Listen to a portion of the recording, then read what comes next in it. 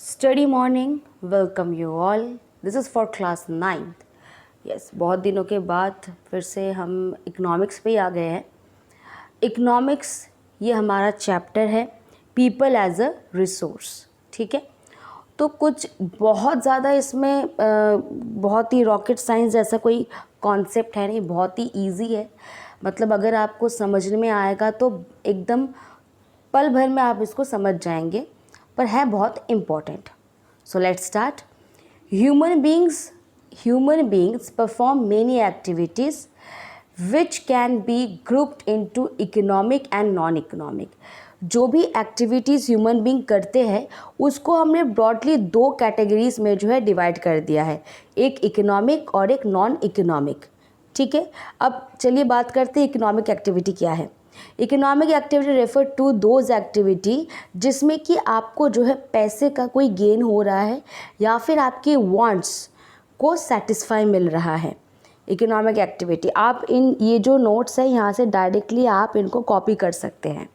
Economic activity क्या है, ठीक है, जैसे कि यहाँ पे वो एक्टिविटी जैसे कि वर्कर हो, फार्मर हो, जिससे आपको पैसे का कोई मुनाफा हो रहा है या फिर आपके वांट्स को सेटिस्फाई मिल रहा है, सेटिस्फैक्शन मिल रहा है, संतुष्टि, उसे हमने इकोनॉमिक एक्टिविटी में क्लासिफाई कर दिया।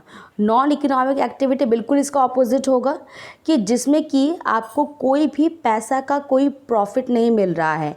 जैसे कि आप अगर एक सेंटेंस में बोलेंगे तो अनपेड एक्टिविटी, जैसे पूजा पाठ, house keeping, helping the poor और डिसेबल एक्सेट्रा। तो इस स्लाइड में हमने क्या सीखा कि ह्यूमन के एक्टिविटी को हमने ब्रॉडली टू कैटेगरीज में डिवाइड किया है, इकोनॉमिक एंड नॉन इकोनॉमिक। अब इकोनॉमिक वर्ड को सुनकर ही समझ में आपको आ रहा होगा फाइनेंशियल, है ना। तो इकोनॉमिक एक्टिविटी वो है जिसमें कि आपको फाइनेंशियली कुछ मिल रहा है, और नॉन इकोनॉमिक एक्टिविटी जिसमें आपको फाइनेंशियली कुछ नहीं मिल रहा है। अब नेक्स्ट स्लाइड पे देखिए क्या है।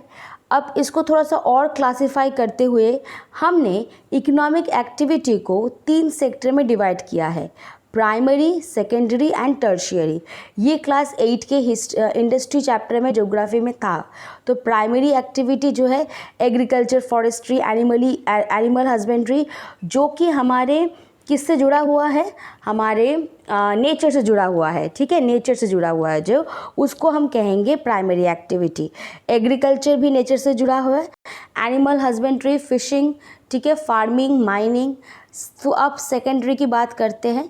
ठीक है, सेकेंडरी में क्या होता है, जब भी कुछ हम प्रोड्यूस करते हैं, specially in the term of manufacturing, चाहे वो स्मॉल हो या लार्ज हो, कुछ भी जब हम मैन्युफैक्चरिंग करते हैं तो वो आ जाता है सेकेंडरी में।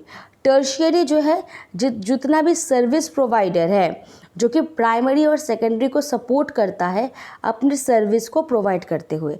चलो, अगर इस चीज़ को बहुत अच्छे से समझना है तो मैं एक छोटा सा एग्जांपल दूंगी जो आपकी क्लास 8 की बुक में भी था। समझ लीजिए आप जो है शर्ट का बिजनेस कर रहे हैं, तो सबसे पहले जो है वो कॉटन शर्ट के लिए आपको कॉटन को ग्रो करना पड़ेगा। तो वो एग्रीकल्चर जो है, ऑब्वियस वो एग्रीकल्चर में आएगा, because you have to grow, कि आपको कॉटन जो है वो ग्रो करना है, तो वो एग्रीकल्चर में आया, तो वो प्राइमरी सेक्टर में आ गया। सेकेंडरी सेक्टर में क्या आएगा, जब आप उस कॉटन को जो है आप उसको शर्ट के प्रोसेस में उसको मैन्युफैक्चर कर रहे हैं, वो हो गया सेकेंडरी सेक्टर। अब अगर हमने सिर्फ और सिर्फ फैक्ट्री में बना के रख दिया तो क्या हम कंज्यूमर्स तक ये शर्ट पहुंच जाएगा? नहीं, यहाँ पे टर्शियरी एक सपोर्ट कर रहा है कि यहाँ पे उस इंडस्ट्री से जो फाइनल गुड है उसको मार्केट तक ले आने का काम कौन कर रहा है? यहाँ पे tertiary sector. I hope you understand. इस स्लाइड को समझ गए हो तो फिर अब हम थर्ड स्लाइड में आ रहे हैं, market activity and non market activity.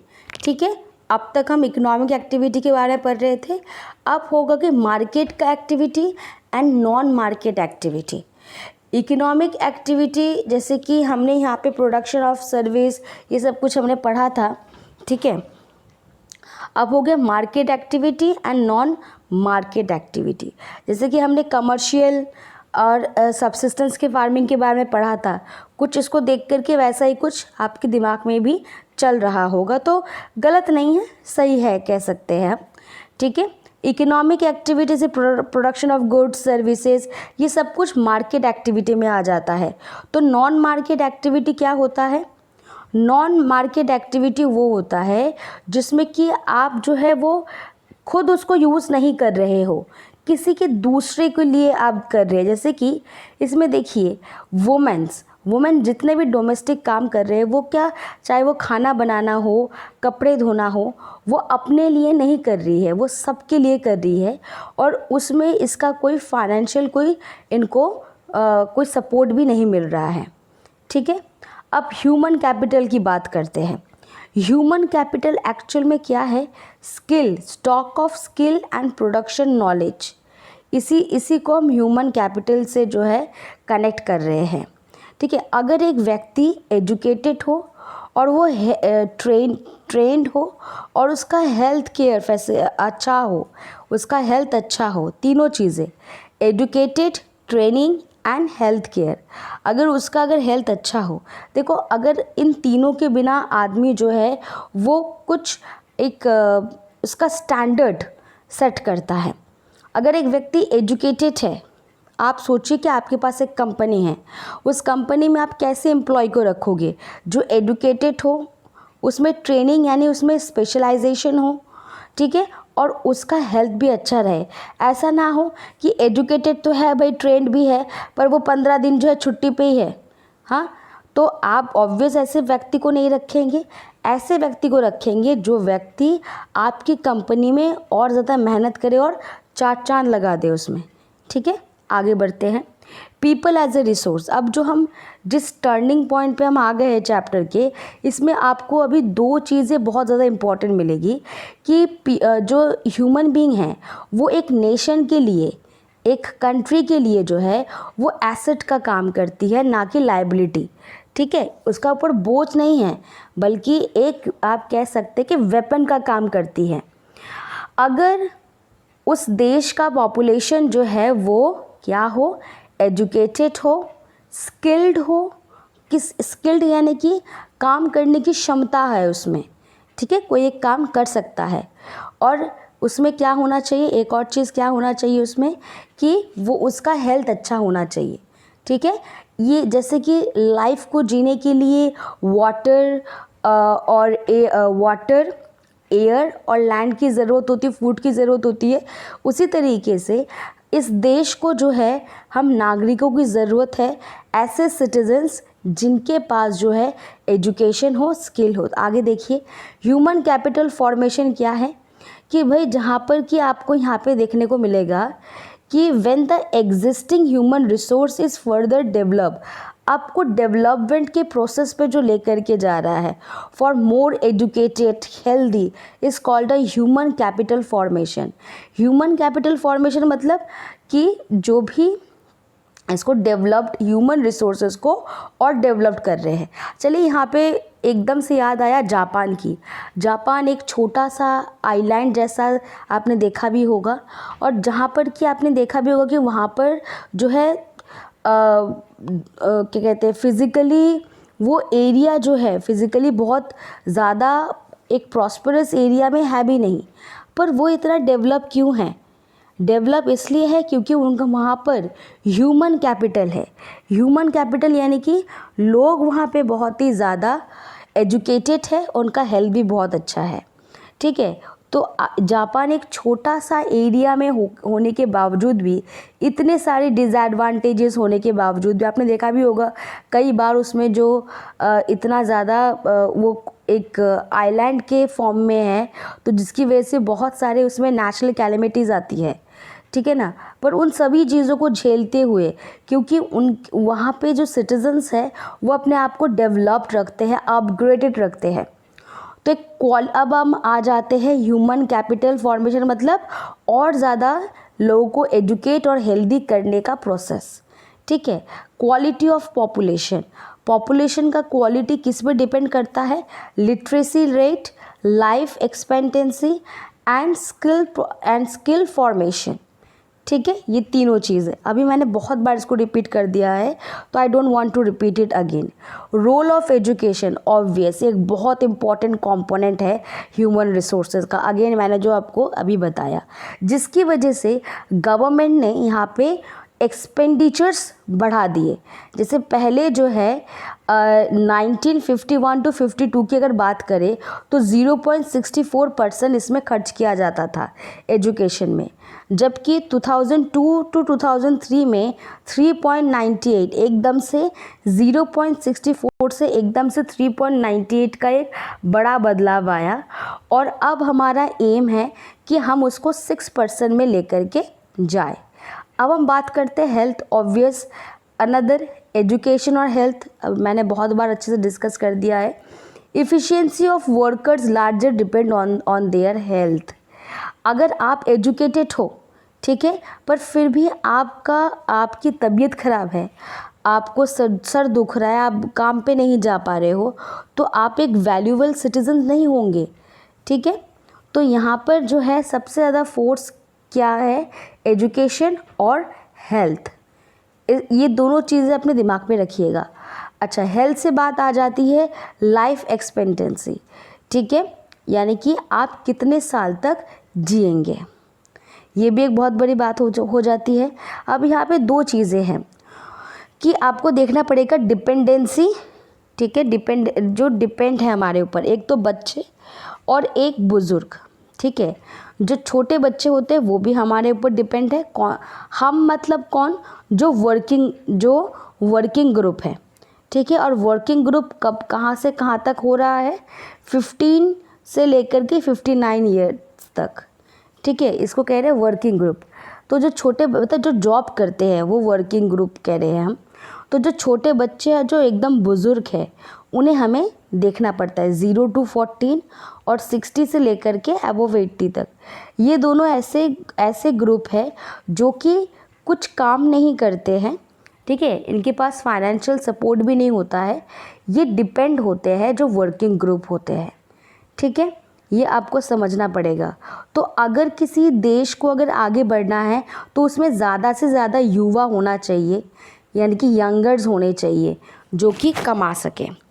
तो जैसे कि अभी इंडिया का जो रिसेंट अभी जो अगर हम सेंसस देखें तो इंडिया में सबसे ज़्यादा जो है वो युवा है, यानी कि यंगर्स हैं। मोदी जी ने बहुत बार अपने भाषण में इस चीज़ को बोला भी है।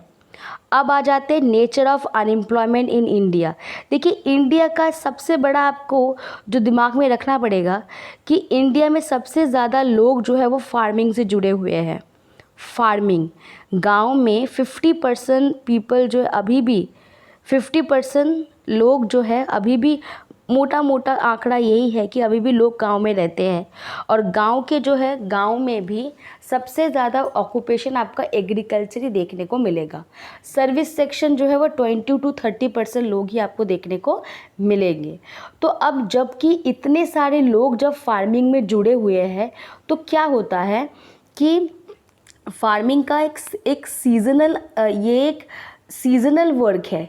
आप पूरे साल जो है फार्मिंग नहीं कर सकते, ये सर्विस सेक्शन नहीं है जो पूरा साल चलेगा। ठीक है, तो यहाँ पर आपकी स्कूल भी गर्मियों की छुट्टी में 2 महीने के लिए बंद हो जाते हैं। तो फार्मिंग भी जो है वो सीज़नल होते हैं। ठीक है, तो कुछ ऐसे मंथ होते हैं जहाँ पे बहुत ज़्यादा आपको वर्कलोड होता है और कुछ ऐसे मंथ होते हैं जहाँ पे आपके पास कोई काम ही नहीं होता है। तो ये जो लेबर है उनको जो है फोर्सफुली वो अलग किसी दूसरे सिटी में जा कर के उनको काम ढूंढना पड़ता है।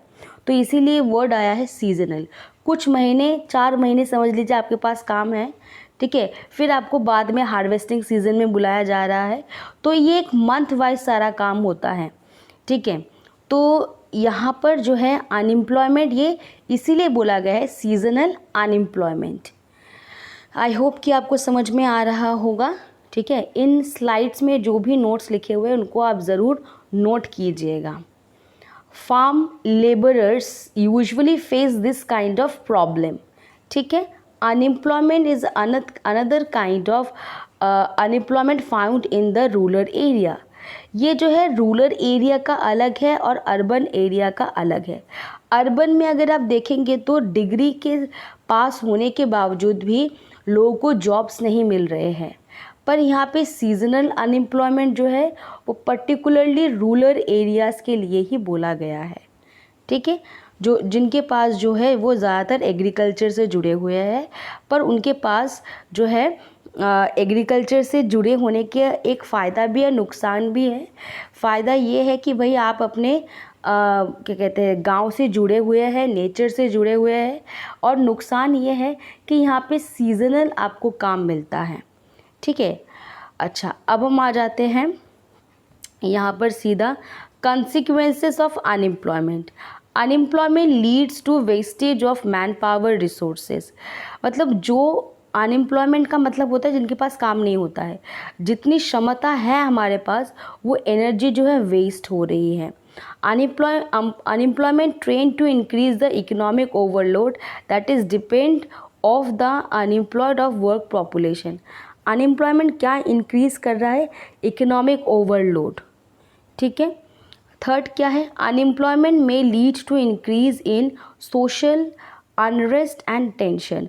ऑब्वियस, जिसके पास काम नहीं होगा, अभी कोविड का सिचुएशन आपने देखा ही होगा कि जिनके पास भी काम नहीं था या सैलरी हाफ मिल रही थी, बहुत ही ज़्यादा एक टेंशन आपके पास जो है वो घर करता है।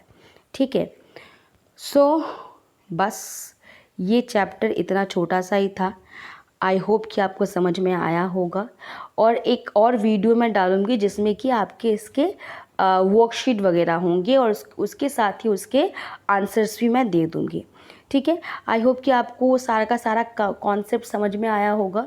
जितना हो सकता था मैंने अपने इजी लैंग्वेज में इसको समझाने की कोशिश की है और थोड़ा जल्दी समझाने की कोशिश की है।